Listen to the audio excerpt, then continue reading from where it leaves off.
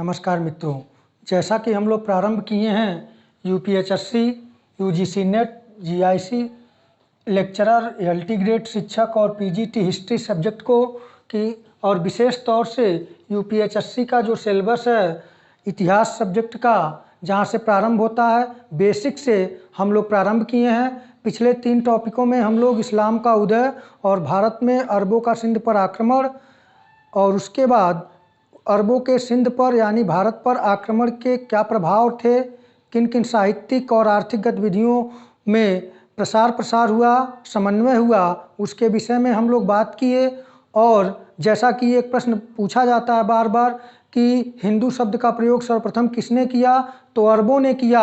आज हम लोगों का जो टॉपिक है वह भारत पर तुर्क आक्रमण, महमूद गजनवी जो पहला तुर्क आक्रमणकारी था जो भारत पर आक्रमण किया, उससे संबंधित प्रश्नों को देखेंगे और मुख्य तथ्यों को देखेंगे कि किस प्रकार से यहाँ पर ये चीज़ें हो रही हैं। तो आइए हम लोग देखते हैं कि भारत पर तुर्क आक्रमण जो महमूद गजनवी था वह किस वंश का था, तो वह यामनी वंश का था। यहीं से प्रश्न शुरू हो सकता है, पूछा जा सकता है कि महमूद गजनवी किस वंश से संबंधित था, तो वह यामनी वंश से संबंधित था। और उसकी उपाधियां कौन कौन सी थी, तो यमीन उद दौला उसकी उपाधि थी और यमीन उल मिल्लाह। यमीन उल मिल्लाह का जो अर्थ होता है उसका मतलब होता है कि विश्व में मुसलमानों का संरक्षक।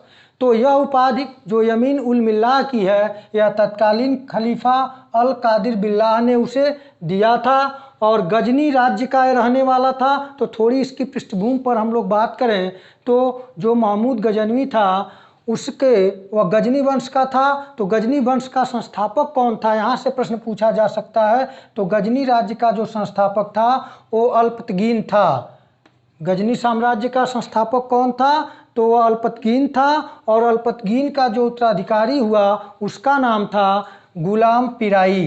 तो यहाँ से भी प्रश्न पूछा जा सकता है। वैसे बहुत नहीं पूछने की संभावना है, लेकिन हम लोग एक क्रम से बढ़ें कि हो सकता है कि कोई भी प्रश्न आए जो हमसे छूट ना पाए, हम लोग उसे कर सकें। तो इसलिए आप इसे ध्यान दीजिएगा कि गजनी राज्य का संस्थापक अल्पतगीन था, उसका उत्तराधिकारी गुलाम पिराई हुआ और गुलाम पिराई का उत्तराधिकारी जो हुआ वह सुबुक्तगीन हुआ।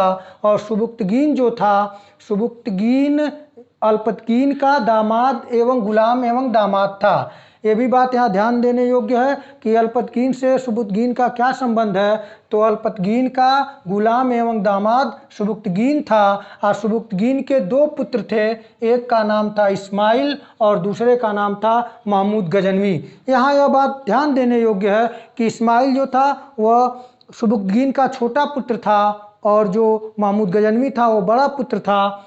और यहाँ से प्रश्न पूछा जा सकता है कि सुबुक्तगीन का उत्तराधिकारी कौन हुआ, तो यहाँ महमूद गजनवी न होकर उसका छोटा पुत्र इस्माइल को वह अपना उत्तराधिकारी नियुक्त किया था। लेकिन महमूद गजनवी ने जैसे ही पिता सुबुक्तगीन की मृत्यु हुई उसने अपने छोटे भाई को षड्यंत्र द्वारा 6 महीने के अंदर ही उसे पराजित कर उसको मार कर अपने को गजनी का शासक घोषित किया। तो ये बातें हैं, आगे देख लिया जाए। सुबुक्तगीन जो था, सुबुक्तगीन के 2 पुत्र थे, इस्माइल एवं महमूद गजनवी थे। सुबुक्तगीन भारत पर आक्रमण किया था। यह हिंदू शाही वंश के शासक जयपाल को हराकर काबुल और जलालाबाद जीत लिया। तो यहाँ से प्रश्न पूछा जा सकता है कि सुबुक्तगीन ने किस हिंदू शाही शासक को पराजित कर काबुल और जलालाबाद को जीता था, तो वह सुबुक्तगीन था। और सुबुक्तगीन की 997 ईस्वी में उसकी मृत्यु हो गई और उसके मृत्यु के बाद उसका उत्तराधिकारी जो हुआ उसका छोटा पुत्र जैसा बताए हैं इस्माइल हुआ। और इस्माइल जिसे मारकर महमूद गजनवी ने गजनी का शासक बना। यह पृष्ठभूमि आप समझिए कि इस्माइल छोटा पुत्र था, इसे उसके पिता सुबुक्तगीन ने अपना उत्तराधिकारी बनाया और महमूद गजनवी ने उसे मारकर स्वयं गजनी का शासक बन गया। और गजनी के भारत पर आक्रमण के कारण यहाँ प्रश्न पूछा जा सकता है कि गजनी गजनवी के भारत पर आक्रमण का क्या कारण था? तो उसका एक महत्वपूर्ण और मुख्य कारण यही था कि भारत की जो अमूल्य धन संपत्ति को लूटना, यानी भारत की जो प्रचुर मात्रा में अपार धन संपदा था उसे वह लूटने का प्रयास किया। लूटने के लिए भारत पर आक्रमण किया और उसके आक्रमण कितनी बार किया? तो हेनरी इलियट के अनुसार गजनवी ने भारत पर 17 बार आक्रमण किया। कितनी बार? 17 बार। यानी कि हेनरी इलियट ने, जो इतिहासकार हैं, उन्होंने बताया कि भारत पर महमूद गजनवी ने कुल 17 बार आक्रमण किए और उसका जो प्रमुख आक्रमण था वह 17 बार जो आक्रमण हुआ वह 1001 ईस्वी से लेकर 1027 ईस्वी तक हुआ और उसका सबसे प्रमुख आक्रमण जो हुआ वह आक्रमण 1026 ईस्वी में गुजरात के प्रसिद्ध सोमनाथ मंदिर पर हुआ। तो यहाँ पर जो पृष्ठभूमि थी कि भारत पर तुर्क आक्रमण, महमूद गजनवी ने किस प्रकार यामिनी वंश से व गजनी से निकलकर भारत की यात्रा कर रहा है, भारत तक आ रहा है और किस प्रकार वह अपने उत्तराधिकार में इस्माइल को पराजित कर रहा है और यहाँ तक पहुँच रहा है कि 1001 से लेकर 1027 ईस्वी तक भारत पर वह 17 बार आक्रमण करता है और उसका सबसे प्रमुख आक्रमण जो होता है वह 1026 ईस्वी में सोमनाथ के प्रसिद्ध मंदिर पर होता है। तो अब इसके आगे आइए इसके प्रमुख आक्रमणों को देखते हैं। भारत पर महमूद गजनवी के प्रमुख आक्रमण, पहले इसमें हम सुविधा के लिए आपके क्रम संख्या, सन, क्षेत्र, शासक और परिणाम, यानी कि कौन सा नंबर का आक्रमण किस सन में किस क्षेत्र या स्थान पर और शासक वहाँ का कौन था और उसका परिणाम क्या हुआ, यहाँ पे सुविधा के लिए मैं नोट किया हूँ। तो पहला आक्रमण उसका जो था महमूद गजनवी का 1001 ईस्वी में उत्तरी भारत के क्षेत्रों पर हुआ जहाँ पर शाहियों का शासन था और विशेष सफलता उसे नहीं मिली। दूसरा आक्रमण जो किया वह 1001 से 2 ईस्वी में बैहिंद पर किया और बैहिंद का शासक जो था जयपाल था। जयपाल को उसने पराजित किया, यानी उसे विजय प्राप्त हुई। और तीसरा जो आक्रमण था वह 1004 ईस्वी में उच्छ पर किया और वहाँ का शासक जो था वजीरा था और उसने वजीरा को पराजित किया, यानी विजय प्राप्त किया। और जो चौथा आक्रमण था उसका वह 1005 ईस्वी पर में मुल्तान और भटिंडा पर। तो मुल्तान का शासक दाऊद और भटिंडा का शासक आनंदपाल था। आनंदपाल इन दोनों को पराजित किया यहाँ से खदेड़ा और इस प्रकार इसमें भी वह जो चौथे युद्ध में भी विजय प्राप्त किया। और पांचवा जो युद्ध था, पांचवा युद्ध वह 1007 ईस्वी में पंजाब के ओहिंद स्थान पर किया और वहाँ का शासक जो था वह सुखपाल और नौसा शाह था। वहाँ पर भी उसे विजय प्राप्त हुई। और छठा उसका जो आक्रमण था वह 1008 ईस्वी में नगरकोट पर किया और नगरकोट का शासक आनंदपाल था। यहाँ पर भी वह आनंदपाल को पराजित किया और विजय प्राप्त किया। तो आपके मन में एक संदेह आएगा कि यहाँ पे सर, यहाँ पर भी आप आनंदपाल और यहाँ पर भी आनंदपाल। जब भटिंडा से पराजित होकर आनंदपाल वहाँ से हटा तो उसने नगरकोट पर जाकर अपना शासन स्थापित किया। तो यहाँ नगरकोट पर भी उसने 1008 ईस्वी में आक्रमण कर आनंदपाल को पराजित कर लिया और वह विजय प्राप्त किया। और सातवां आक्रमण जो उसका हुआ वह 1009 ईस्वी में अलवर के नारायणपुर पर किया और वहाँ हिंदू राजा जो था वह 9 नाम मिलता है। कुछ इतिहासकारों में मतभेद है, इसलिए यहाँ क्लियर शासक का नाम नहीं है, लेकिन वहाँ पे 9 नाम का राजा था, कुछ इतिहासकार कहते हैं, लेकिन मतभेद है। आप इतना समझिए कि सातवां आक्रमण 1009 ईस्वी में अलवर के नारायणपुर पर हिंदू शाही राजा था 9, तो हिंदू राजा पे किया। यहाँ पर भी उसने विजय प्राप्त किया। और उसके बाद उसका आठवां जो आक्रमण हुआ वह 1010 ईस्वी में मुल्तान पर हुआ। जो यहाँ मुल्तान पर दाऊद का आक्रमण हुआ था तो दाऊद पराजित होकर भाग गया था, लेकिन पुनः दाऊद ने 1009 के आसपास आकर फिर मुल्तान पर अपना शासन स्थापित कर लेता है। इसलिए उसने 1010 में मुल्तान पर पुनः आक्रमण किया और दाऊद को पराजित किया और हमेशा के लिए वह मुल्तान को हस्तगत कर लिया। इसके बाद नौवां जो उसका आक्रमण हुआ वह 1013 ईस्वी में थानेश्वर में हिंदू राजा के विरुद्ध हुआ। जो हिंदू राजा आनंदपाल था, यह आनंदपाल यहाँ आप इस चौथे आक्रमण से पराजित होकर पुनः अपनी शक्ति को इकट्ठा किया। तो छठे में नगरकोट पर पहुंचा, नगरकोट का राजा हुआ, वहां पर भी उसने पराजित किया।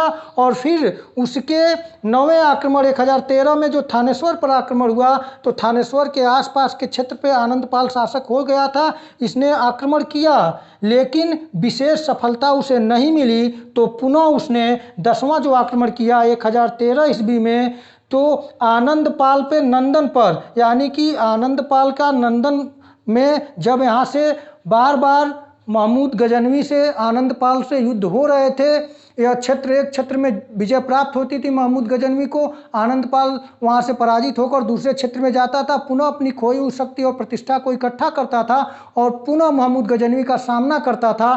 तो यहाँ पर उसने जब पराजित हो गया, थानेश्वर में विशेष सफलता नहीं मिली महमूद गजनवी को, वहाँ पे आनंदपाल बढ़ा और नंदन पर जाकर अधिकार किया। नंदन का शासक जो त्रिलोचन था वह वहाँ से भाग गया और यह जाकर वहाँ पे शासन करने लगा। लेकिन 10वें आक्रमण में 1013 में नंदन पर भी आक्रमण किया महमूद गजनवी और आनंदपाल को पराजित किया और वह विजय प्राप्त किया।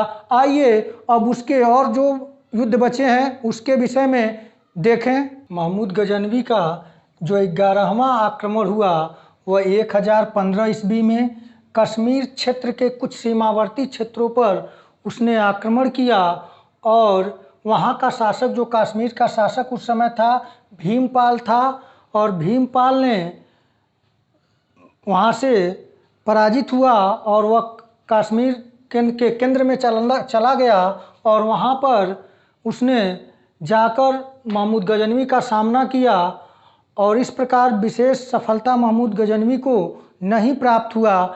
और यह कहा जाता है और यह सत्य है कि महमूद गजनवी ने कश्मीर को विजित नहीं कर पाया और उसके पश्चात उसका जो 12वां आक्रमण हुआ वह 1018 ईस्वी में कन्नौज बुलंदशहर पे हुआ और वहाँ का शासक जो था वो राज्यपाल था और हरदत्त जो था बुलंदशहर पे शासन कर रहा था।